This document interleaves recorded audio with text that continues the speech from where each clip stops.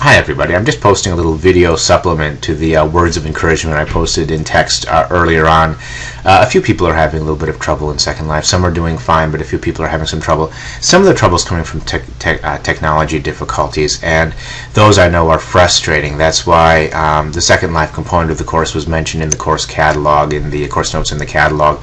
That's why I sent that email in advance reminding everybody about the Second Life component, because the technology is a bit more demanding than educators. So there's that element of the course has a few additional technological requirements. There are some systems out at Delta that have Second Life, so if you really are having trouble at home, you could try to plan some time out there. Drop me a line, I'll let you know. Or you can ask in the library when you go in there. There's a pod out there that has Second Life. A125 out in the library has Second Life. I believe A124 has it as well, if those two labs happen to be open when you're out there. And there's one of the pods in the library, at least one of them, maybe two of them have Second Life on them. So if need be, of course there you're competing with seat time or trying to get in to a lab when it's empty, but you can go and ask at the desk, and if you have any troubles, if they don't know or whatever, drop me an email and I'll settle it for you. But aside from the technological difficulties, if you're having some trouble maneuvering around Second Life, or you find that some of the places you go people aren't friendly, or if you find that some places you go are just completely empty, the thing to keep in mind, we're using Second Life intensively for this very first assignment, but keep in mind that this is not a course about Second Life. It's a course about writing, and what we're doing with Second Life in this first assignment is using it as a subject for an exploratory piece of writing. And it's the exploration, the writing part of it, that's key here. So remember, if you've read the text, and I'm sure you have because I've said to read the text about 1,000 times, if you've read the text, you will know that exploratory writing is all about generating new knowledge, about trying to find out about something, or trying to reflect on how you feel about something. It's generating understanding. And so really, every experience you have in Second Life is exploratory, and you can reflect on that in your blogs. Now, this first set of blog prompts were focused on invention strategies. And this is really, really key, and I'm going to walk you through this again. A few people had some trouble in Second Life, so they didn't do the invention stuff.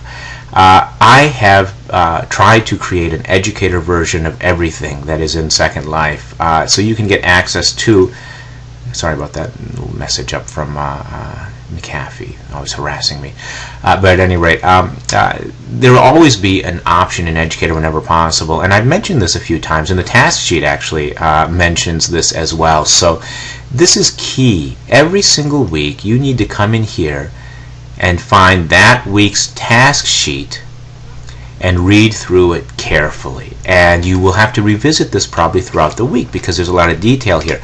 I would discourage you from printing this, by the way, and the reason is there are links here that will take you to the stuff that you need. So for example, if you were having trouble finding a topic and you had not viewed the Getting Started on Finding a Topic tutorial, that indicates to me that you were probably not using this task sheet, because right here you can click on it here. I also mention here, and in the video for last week, I did mention also to revisit Ray's Second Life tutorials because I'm adding things all the time. But there's a link right there for it. There's a link right here for the Unit 1 Resources folder. In terms of blogs, brainstorming for your blog, there's a rubric for the blog linked to here telling you everything to do. Everything is available for you right here. Okay, so it is absolutely essential you get into the task sheet. This is what tells you what to do every week, and read it carefully and follow through it carefully. The other place to go, and I've shown you this a couple of times, but just as a reminder, Resources for Unit 1 is where you will find copies of documents that you're going to be using. Most of them are linked to in the task sheet. There's some sort of hiccup in Educator that's not letting me link this to the task sheet, but I mention it in the task sheet that in the Unit 1 resources there is a text version of all of those brainstorming prompts that needed to be in last week's blog.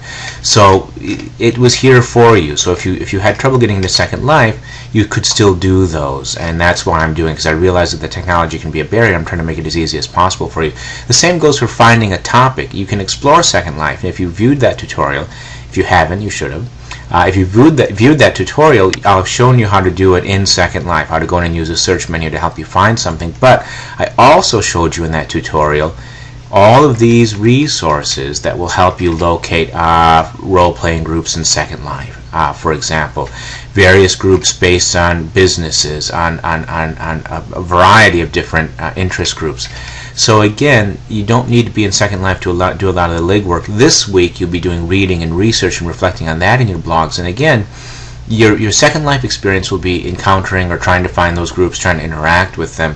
A lot of the work you can still do outside of Second Life. So that's important. Don't let Second Life become the focus of your experience. It is a context for our writing. But Educator has the stuff you need, and if there are technological difficulties with Second Life, there are some systems down at Delta that will help you get in there. That's pretty much it. The other key is, by the way, I'm going to duck over here quickly to show you this. A few times I've mentioned if you're struggling with how to do something, how to teleport, how to find Word Haven, well, I've got a tutorial on that already. If you're struggling with something, here in Communication, under Discussion Board, okay, these are all red. This is me as a student. I've not read them. But if you come to the How the Heck Do I discussion board, there are a couple of questions about some technology difficulties, and I provided links to help people work through those. Hopefully those have been beneficial. I haven't heard back. But I'm not getting questions like, I have no idea how to change clothing for my avatar, which would then allow me to answer those questions and help you out with that. If you are feeling stuck, you've got to ask questions, and you can't let yourself sink in too deeply. But one thing that is extremely important, someone was asking about how to get to Word Haven. If you come down to Ray's Second Life tutorials, which I've mentioned a number of times, getting to Word Haven is one of the tutorials. Using the lab in the cinema, those were if you wanted to try those activities in Second Life. You don't have to. As I mentioned, you've got educator resources for those as well. How to find a topic, getting started on a topic for Unit 1, and then shopping for your avatar. All of these are here, and as I've said a few times, I will add tutorials in here from time to time. I'll let you know when a new one's been added, so revisit this. And again, with this software I'm using for this announcement, I can easily create a tutorial at request if there's something that you need me to walk you through. Finally, don't forget my Wednesday office hour in Second Life. If you've got to corner me, I'll be logged in. I can also meet you in Second Life other times. I have real office hours. You can find those over on the syllabus. But I can meet you in Second Life at any time if I'm available and near a computer. If you send me an email, set up a time, or of course, give me your, if I'm not in the office, you can send me your phone number. I can give you a call. I am here to support this experience as much as possible, but you've got to be a little bit proactive too. That's a general rule in online classes, but got to come to me if you got questions. That's it. That's a pep talk and a lot of extra information and a few reminders.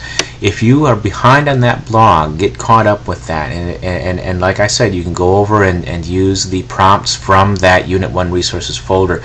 Get that caught up. For a few people, your blogs weren't working, so I emailed you and asked you to take a look at that as well. And of course, like I said, I'm here with any answers to any questions you might have. Okay, have a good week, and corner me early on if you're feeling confused or lost. So I'll talk to you later.